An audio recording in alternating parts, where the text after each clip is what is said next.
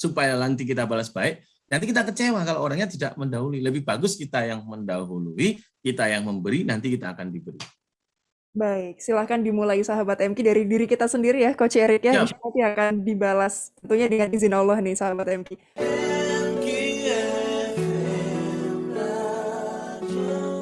Terkadang sulit sahabat MQ untuk tidak menuntut seseorang nih Coach Erik, karena kita mungkin terbiasa dengan budaya pengennya kita dikasih, kita diberi, kita diperhatikan, tapi kita kurang perhatikan kalau kita sebetulnya harus memulai duluan. Ini kira-kira gimana sih Coach Erik untuk tadi memulai kebiasaan baru, mindset baru, padahal yang lama ini sudah tertanam kuat di pikiran kita, Coach? Ada satu cara bagaimana kita ini, kalau ada sesuatu yang sulit ya, kita sebenarnya 1 menit tuh bisa menggantikannya langsung. Jadi kalau sutradara itu dia menghentikan adegan yang dia nggak suka, dia akan bilang cut. Atau adegan selesai dia akan bilang cut. Sama dengan kita. Ketika kita misalnya nih berharap ya, kan kita tuh sering ya bilang aku di PHP-in.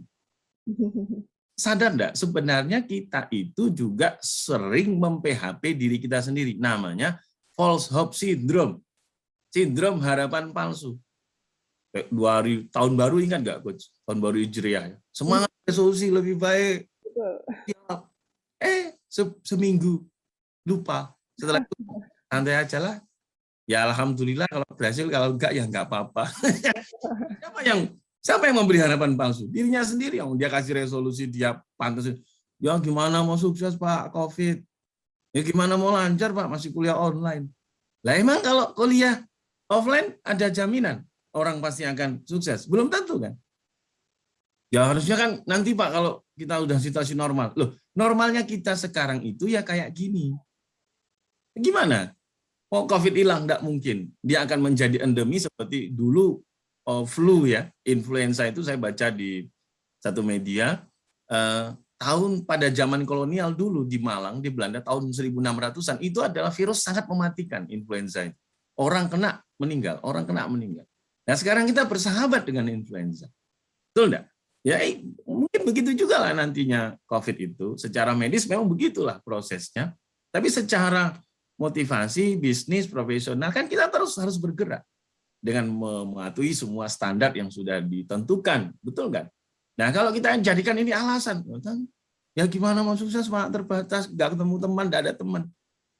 Nah masa kayak gini ini, ya ini kan masa ibarat kalau waktu saya diminta ngisi di Darut Tauhid itu, kata Kiai Haji Abdullah Gimnastiar, masa seperti mengasah gergaji.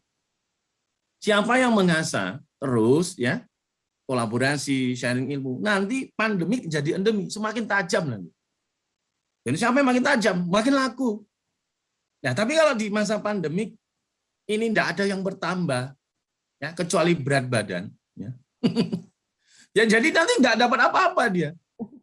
Hanya dapat tumpul aja. Makanya di sini kan saya dulu tidak punya channel YouTube. Di masa pandemik, alhamdulillah bikin YouTube. Sebulan 1.000 subscribe. Mahasiswa kasihan lihat saya.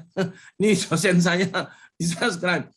Kan coba kalau dulu tidak ada. Mungkin kita dulu, iya ya saya dulu kalau kemana-mana itu harus take off pesawat, landing dan lain-lain ya untuk menembus satu kota. Sekarang itu dengan Zoom tuh tembus semuanya.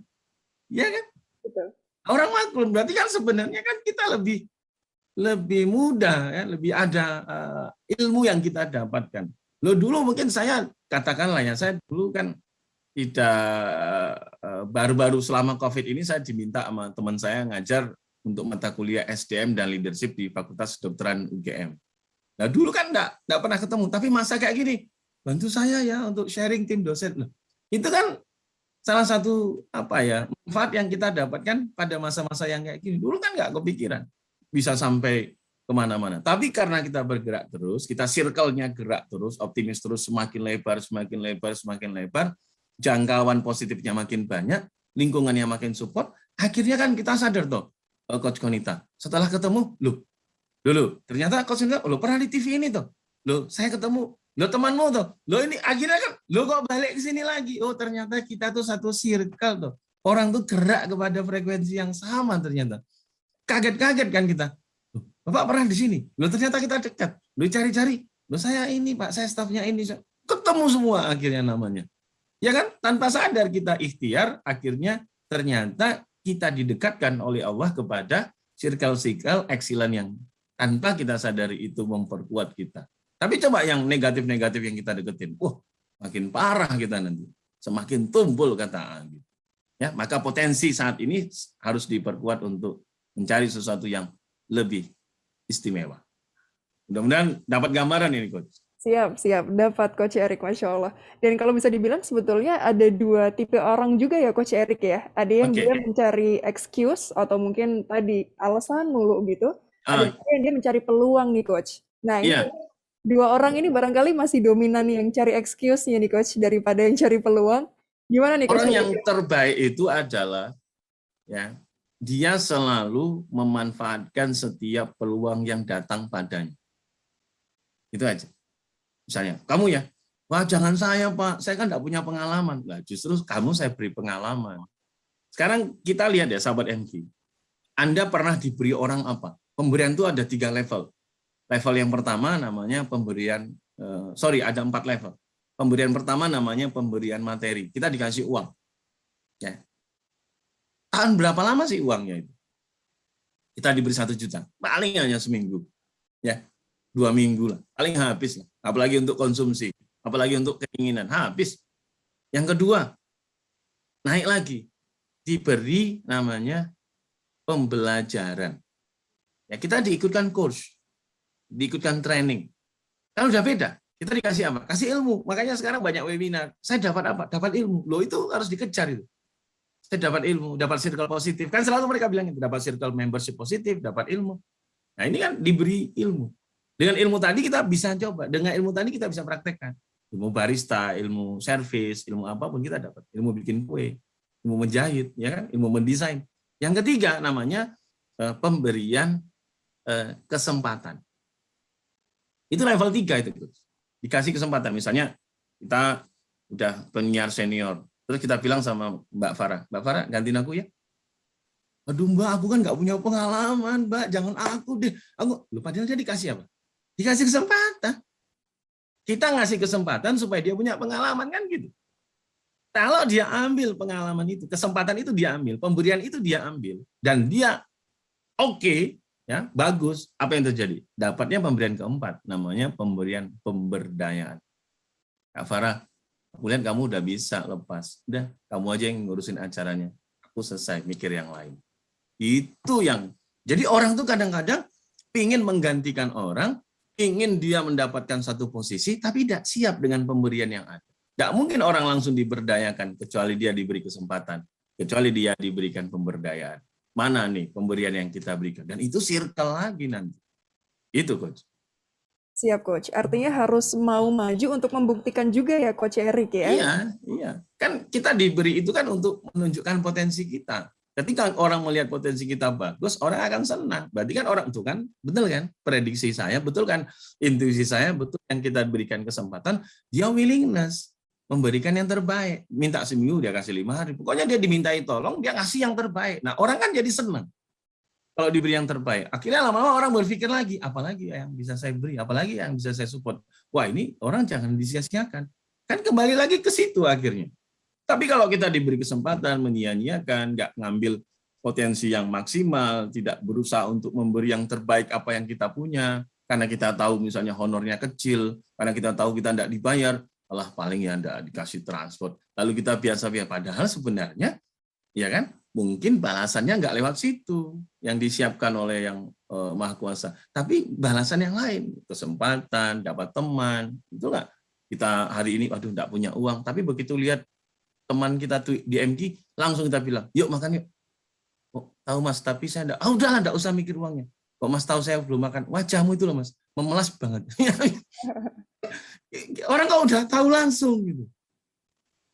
Nah ini kan circle lagi, balik lagi ya. Nah makanya agar circle kita excellent, kita pertama yang bikin circle.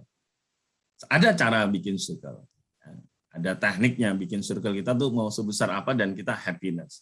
Karena inti circle ini adalah kita harus punya energi positif, bersemangat, antusias di dalam circle itu. Nah, gimana caranya? Caranya adalah kalau Anda ketemu orang, kalau Anda bersahabat dengan orang, ketemu orang, ketika mereka bertanya bagaimana kabar Anda harus jawab sesuatu yang excellent. Gimana kabarnya Mbak Konita? Alhamdulillah hari ini saya merasa lebih baik dari kemarin. Kan itu enak.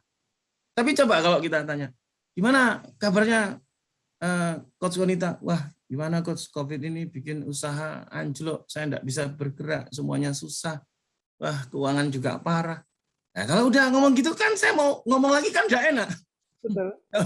Ya udah saya ikut prihatin gitu aja toh. Saya enggak akan lanjut lagi, tapi walaupun dia tahu dia susah, tapi gimana jawab kabarnya? Saya kabarnya Pak hari ini luar biasa Pak. Walaupun kita tahu dia enggak punya uang sebenarnya, tapi dia tetap saya kabar luar biasa Pak. Nah, itu kan dia excellent cara menjawabnya. Jadi makanya kalau ditanya kabar, ya tolong memberikanlah satu kabar yang baik, kabar yang istimewa, jawaban yang excellent, ya. Karena tidak hanya hospitality yang excellent, tidak hanya service yang excellent, tapi circle juga harus excellent. Maka kita harus bahagia ketemu orang. Itu. Ya pokoknya bahagia aja. Wah, saya mau siaran di M2. Saya udah setting. I'm happy. I'm happiness gitu. Saya akan bahagia, saya akan cerita, enjoy, senang.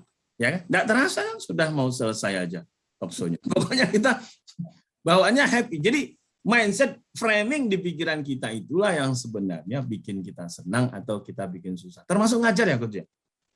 Kan mahasiswa 40 orang matiin kamera, matiin audio. Nah, dosen lalu susah. Wah, ini kok matiin kamera semua. Halo, semua bisa dihidupkan kameranya? Wah, kalau Anda nggak hidupkan, saya lebih bagus. Kan capek sendiri dosennya. Alhamdulillah, siaran di radio kan udah 10 tahun. Dan biasa tidak didengarkan. Karena kan nggak tahu kalau di radio itu didengarkan apa enggak. Ngomong, ya mahasiswa santai aja. Mereka nggak dengerin, bikin konten. Tapi saya yakin optimisme kita, happiness kita apa? Mereka pasti dengar. Tapi kalau kita bilang, ini mesti mereka tidur ini, mesti rebahan ini, mesti disambi ini saya ngajar. Yang capek siapa? Yang capek kan kita, Coach. Maka kita harus bahagia. Mereka close kamera, close audio, kita tetap aja bahagia. Ini mereka sambil membantu orang tuanya, dengerin kuliah saya sambil kerja, dengerin kuliah saya. Oh, hebat sekali ya. Di dalam perjalanan tetap mendengar kuliah saya. Itu kan kita jadi happy, Coach, ngajarnya. Karena kita optimis mereka mendengar dalam kondisi apapun mereka, tanpa mereka juga menyalakan kamera. Anggap saja mereka lagi mendengarkan siaran radio, cuman bedanya dosennya lagi ngajar. Nah, itu kan kita jadi happiness. Maka sahabat MG sekalian, Circle of Excellence ini kita bisa mulai dari lingkaran diri kita yang kita bentuk dengan happiness. Nanti hasilnya luar biasa. Luar biasa, siap. Artinya it's all about mindset ya, Coach Erik. Ya, framing mindset kita aja. Susah kan di sini sebenarnya. Kenapa kita hari ini susah? Ya karena hari ini lagi mikir susah kan. Lagi mikir persoalan. Kalau ditimpa kan, cut. Ganti, lalu jadi sutradara lagi. Ganti slide yang baru. Kamera roll, action. Yang senang aja. Happy. Oh iya ya, alhamdulillah ya. Bisa ketemu dengan mahasiswa, orang-orang hebat di masa depan. Bisa berbagi inspirasi dengan mereka. Atau hari ini nanti habis sholat Jumat kayaknya minum kopi jahe, makan nasi sayur lodeh, pakai telur dadar. Wah, Anda dibayangin, di mapping aja. Kayaknya enak. Nah, masalahnya muncul. Terus siapa yang bayarin ya kira-kira hari ini? Nah, itu yang jadi masalah. Jadi dia nggak mikir dia mau beli sendiri, yang bayarin siapa nih kira-kira? Jadi happy kan, Go? Oke. Siap, Coach. Artinya apapun ujiannya ya, Coach Erik ya, kalau diri kita sudah pintar membawa diri, insya Allah akan ada jalan aja gitu nantinya. Jadi menarik hikmah ya. Ya, menarik hikmah dari semua kejadian. Jadi framing itu tidak mengubah kejadian, kita mengubah sudut pandang. Oke, wah itu dia tuh. Bukan mengubah kejadian, tapi mengubah sudut pandang. Sudut pandang atau perspektif nih, sahabat MG. Kenapa kok nggak hadir? Oh, ini mesti PHP. Lebih baik, oh sepertinya ada kendala jaringan. Lebih tenang kan? Katanya mau datang, ini mesti ban mobilnya jangan-jangan ada kendala nih di kendaraan. Kan daripada tuh kan cuma janji doang. Kayak gini capek kan? Capek dong. Tapi kalau mindset framingnya sudah mengarah sudut pandang yang lebih circle-nya positif, ya positif. Tadi masih ada soal enthusiasm dan masih ada yang lain lagi. Silakan nih Coach Erik. Ya, jadi power tadi kan sudah sampai positif, optimis, willingness. Nah, ada dua lagi, enthusiasm. Enthusiasm itu gini. Jadi John C. Maxwell itu pernah ngomong, ini adalah motivator internasional. Saya ambil quote bagus ya dari dia adalah, jika visi Anda tidak membuat Anda membayar sesuatu, itu namanya melamun. Jadi wajar orang sukses itu secara circle-nya sukses, dia keluarkan biaya, betul nggak? Dia keluarkan uang, dia keluarkan waktunya, dia keluarkan pikirannya, dia memberikan itu semua. Tapi kan ini bukan beban. Ini kan investasi untuk masa depan. Jadi antusias itu tidak hanya sekedar kata, tidak hanya sekedar apa yang dipikirkan, tapi juga wujud apa yang dibuat. Uang, ya, dana, pikiran, ide, waktu, itu kan untuk sukses di masa depan. Nah, yang kelima, refill. Refill itu ya kita harus cas terus. Handphone aja kita cas, sehari bahkan bisa 2 kali. Yang low bat itu bisa 5 kali. Bahkan bisa nyala kalau hanya dicas. Ya. Nggak nyala kalau nggak dicas. Betul. Nah, kita selalu refill aja. Apa yang kita lakukan, baik ya teruslah baik. Orang mau bilang nggak suka ya nggak apa-apa. Ibarat channel YouTube aja. Ada yang like, ada yang dislike.